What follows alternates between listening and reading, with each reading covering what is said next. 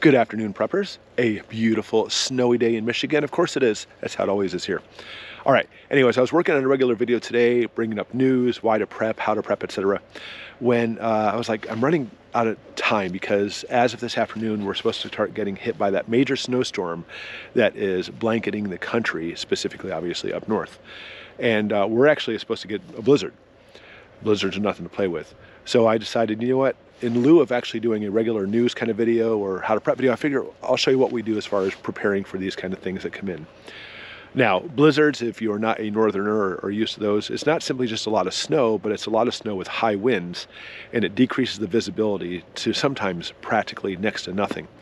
My first blizzard was right after I got out of the military and started college. I actually worked on a fire department and on an ambulance, ambulance and fire department together.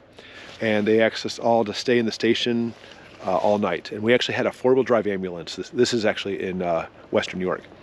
And we headed out, I think like 2 or 3 in the morning to a call. And right in the middle of the road, because the visibility was nothing, we hit a snowbank in the middle of the road. We hit it so hard, it actually broke in the grill and knocked the serpentine belt off the engine in the middle of the night, in the middle of a blizzard. So some of the guys on the rig knew a barn nearby that's actually a friend of theirs who actually had some tools. So we were able to get into there, and we spent the next hour and a half putting the ambulance back together again. We never even made it to the call. It was absolutely awful.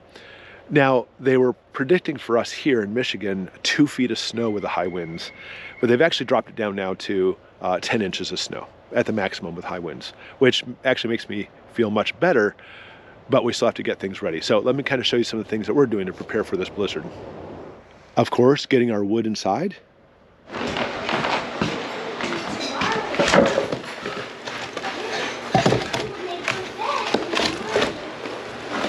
Our house is only heated by a wood stove, which, we're obviously dependent on the wood. So besides simply just taking some wood in, we're taking extra wood in. That way we don't have to try to dig it out over the next few days.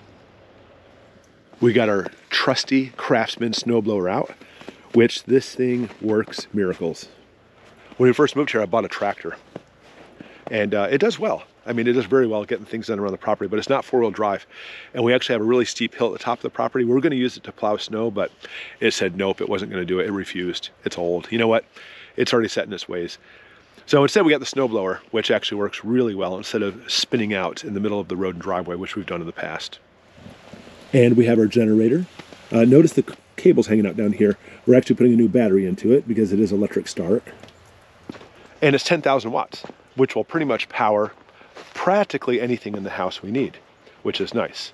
I actually got that at an auction last year, last summer. We already had one generator, but it wasn't very big. But this generator cost a good 1,000, if not more. And we got it from an estate auction. They had barely used it, and we got it, I think, for 300 bucks, which is always good. But we've had this generator for ever since then, and we've actually had some power outages, but we weren't able to actually use it because there was no way to connect it specifically to the house. We could plug in like our freezers and stuff, but our well is 220 volts. And even though the generator puts out 220 volts, it wasn't a quick and easy way to hook it up so we could actually just plug it to power the whole house until now. So let me show you what else we did. Hello, kitty kitty. All right, besides that, we now have our box to be able to plug the generator straight into power the entire house. So our solar generators work amazingly well, and our generator has done well for us, but now this is a game changer. You can actually buy, of course, like the giant Generac systems that power the whole house as a backup power supply, where we're talking, what, $6,000 for these things. And I would love to have that, but I don't really want to dish out $6,000 for something like that. So this generator, I mean, even if you bought it brand new, we'll say $1,500, and you bought that jack and everything and were able to hook it all up and call an electrician and stuff, we're talking about another $500 maybe $2,000 just to do it this way on your own rather than $6,000 for a Generac.